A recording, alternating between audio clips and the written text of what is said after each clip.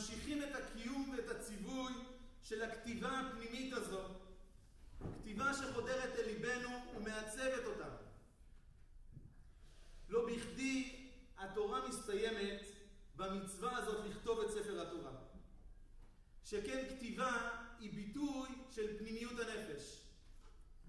רבי יוחנן במסכת שבת מגלה לנו שהנוכי ונוטריקון, אנא נפשי כתבית יהבית.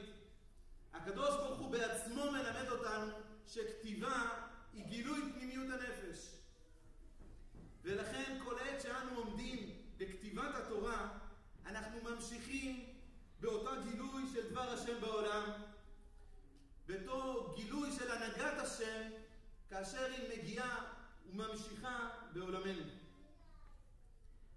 אבל יש עומק נוסף במצווה המיוחדת הזאת, בכך שזוהי בעצם המצווה האחרונה שנמצאת ושבה אנחנו מצווים.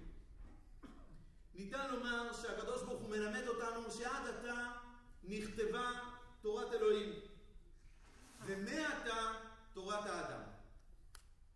עד עתה הקדוש ברוך הוא ציווה אותנו, הקדוש ברוך הוא לימד אותנו. אבל מעתה, עתה כתבו לכם את השירה הזאת, אנחנו מצווים לקיים את תורתו הקדושה בתוך העולם. וזוהי בעצם המצווה להמשיך לבוא ולכתוב. אין הדבר מתמצא רק בכתיבת ספר תורה בפועל, אלא בקיום חיינו.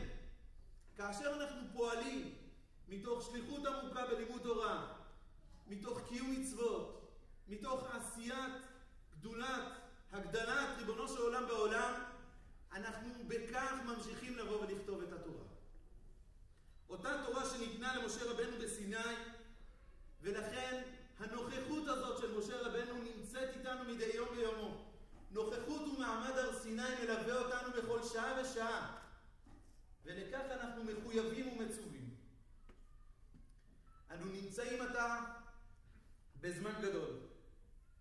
בזמן הזה ממש, ברגעים הללו, עומד משה רבנו יחד איתנו, כי ידוע שהתורה אין היא ספר היסטוריה, אלא התורה חיה וקיימת, ומתפלל מזעקת ליבו, ויהי נועם אדוני אלוהינו מעשה ידינו כוננה עלינו, ומעשה ידינו כוננהו. כך אומר רש"י שברך משה רבנו כאשר סיימו לבנות את המשכן. וכברכתו של משה עתה, שכל מי יכול להאזין לדברים הללו המהדהדים מסוף העולם ועד סופו, גם אנחנו מתפללים ומבקשים שאותה התורה שאנחנו עוסקים בכתיבתה כל העת, יהי נועם אדוני עלינו בכל מעשינו.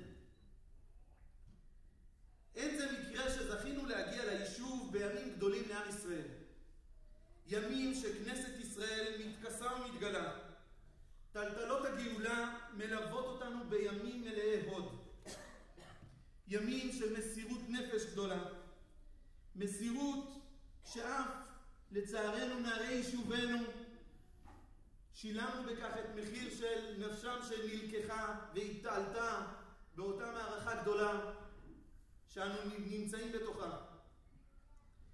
הזמן הזה המיוחד הוא זמן של זעקה, שאנחנו גם מתפללים מדי יום ביומו, מדי שעה, שאותם השבויים ישובו במהרה לביתם, בריאים בנפשם ובגופם עד כמה שניתן.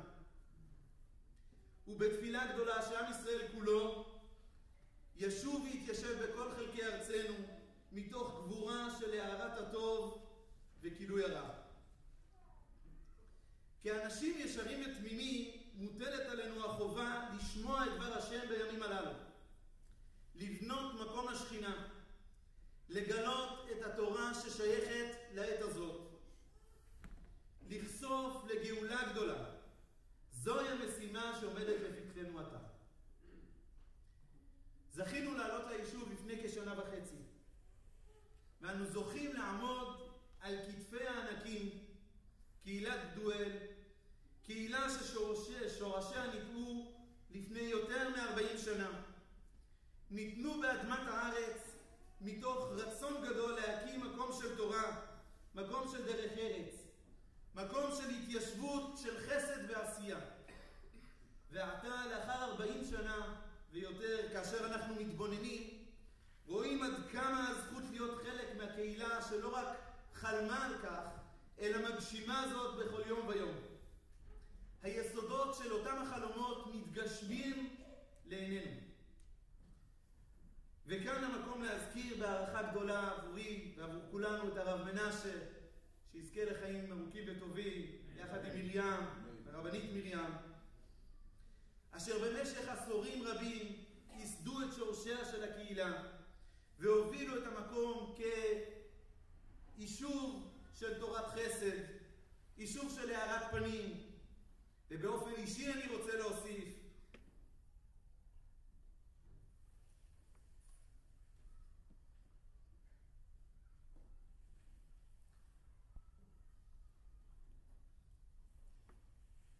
הכרת תודה עמוקה. אין לי ספק שלא פשוט, אבל הרב מנשה במידותיו הטובות והיקרות, בנתינת מקום,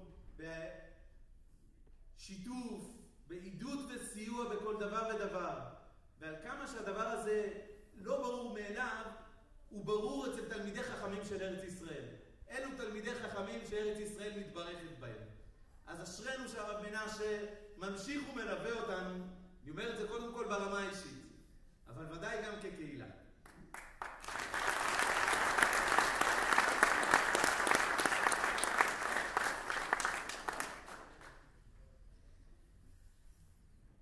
כמה גדולה היא השמחה לראות את הצמאון הגדול ביישוב, צמאון לבקשת דבר השם, קטנים עם גדולים.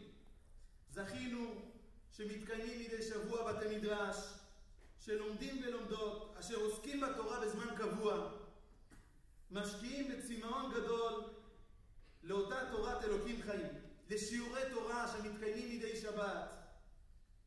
מלבד זאת עלינו מתרחב לראות את התלמוד תורה, שוקק החיים עומד בלב ליבו של היישוב. קטנים וגדולים של אותם ילדי ישראל במתיקותם הרבה, לומדים וכל התורה נשמעת מתוכו, ומוסיפה לנו עוד נופח של רוח וברכה ביישובנו. יחד עם זאת אנחנו זוכים לנוער יקר ואהוב, נוער שנועד לגדולות, נוער שאנחנו גאים ושמחים בו, נוער שצמא לתורה ולעשייה, המבקש לבנות קומה נוספת בתוך הגאולה המיוחדת של עם ישראל, וכל זאת בחדווה ובשמחת חיים. קהילתנו היא קהילה של חסד, של הארת פנים, של גילוי אחריות קהילתית ולאומית. וברוך השם ובעזרת השם, זוהי גם חובתנו להמשיך ולעבוד כמגדל אור אזורי, להעניק את האורות והכוחות הנמצאים ומתקיימים בתוך יישובנו, שימשיכו ביתר עוז וישפיעו על כל הסביבה. הנוף המתגלה לנו מיישובנו, נוף המשקיף על ארץ ישראל מצפון ועד דרום, מעצים בנו את החובה להעיר. ההתבוננות הזאת מגלה בנו את האחריות הגדולה המונחת לפתחנו, להמשיך ולכתוב את התורה המתגלה בעת הזאת, ואת אותה התורה שמתגלה לא רק לשמור לעצמנו, אלא להמשיך להעיר ולהוציא אותה החוצה. כדרכה של מרפסת, אין רק רואים ממנה, אלא גם רואים אותה. שאור התורה והחסד, העשייה וההתיישבות הגדולים, הצומחים ביישובנו, ימשיכו ויעירו החוצה, ביתר עוז, בבניין גאולת הארץ, ברוח ובחומר. בעת המרגשת הזאת, במעמד המיוחד הזה, אני רוצה לנצל ולהודות, אולי את התודה הגדולה והעמוקה ביותר,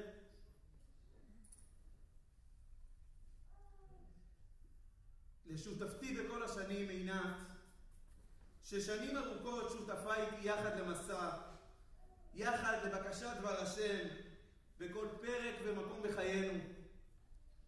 מירושלים דרומה לעתניאל והלאה למערב השומרון, מסייעת, תומכת ופועלת איתי יחד בשותפות ובעשייה בבית ובחוץ.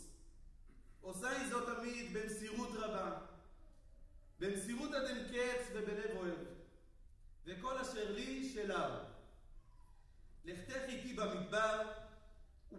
מושב בין זרוע ושאינה זרוע, במסירות ובאמונה.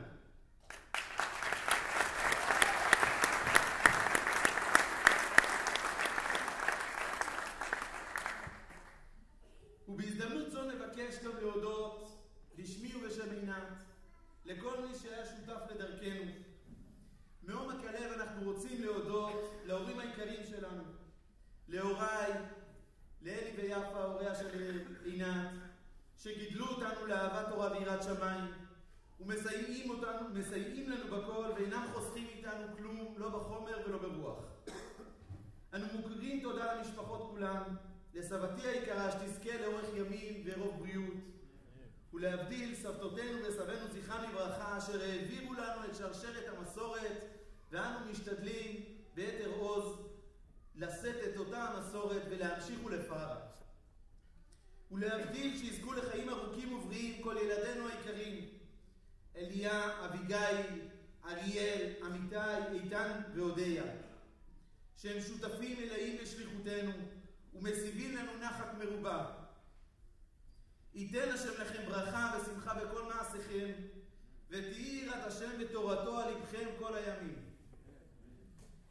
לא נשכח להודות למחנכנו ורבותינו לאורך השנים שגידלו אותנו ותמיד שותפים בעין טובה, בעצה נבונה, בליווי ובהדרכה, על השקעה גדולה ביום ובלילה, בתפילה, במחשבה ובתשומת לב. למוריי ורבותיי, מורי ורבי הרב ראם הכהן, מורי ורבי הרב בני קלמנזון, מורי הרב שמואל אריאל, ובהזדמנות הזאת גם נבקש רפואה שלמה לדודנו שמלווה אותנו לאורך השנים, מורנו ורבנו הרב אריה שטרן, בתפילה גדולה לרפואתו השלמה, שיזכה באמת לאריכות ימים ושימשיך ללוות ולייעץ לנו ולעוד אחרים. תודה ליוסי דגן שהיה כאן, וכמובן הרב אליקים לבנון, רב השומרון. בטוח לי שיחד עם יוסי, עם הנחישות והעוצמה והרצון של יוסי, נזכה להגדיל את עוצמת היישוב, להגדיל את כוחה של נחלת יוסף ברוח ובהתיישבות. תודה מיוחדת לכל השותפים בתהליך הבחירה וההכתרה, שהביעו אמון ותמיכה מתוך אהבה והארת פנים. חובה נעימה להודות לאנשי היישוב עבורי, לוועדת הליווי רב, שבמשך יותר משנה עשו עבודה מעוררת השראה ועמדו לימיננו ולרשותנו בהתמדה גדולה. תודה גדולה לכל בעלי התפקידים ביישוב, שנותנים מעצמם ושותפים גדולים בכתיבת התורה מדי יום ביומו, בכל הסוגיות העומדות לפתחנו. התורה מתגלה בפרטי החיים היומיומיים.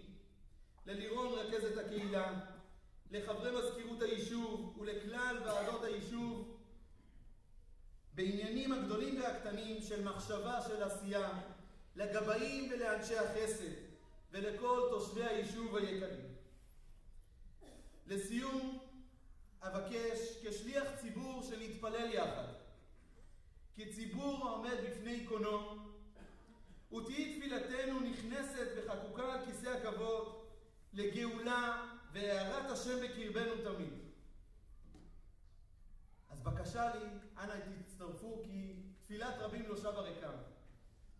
אבי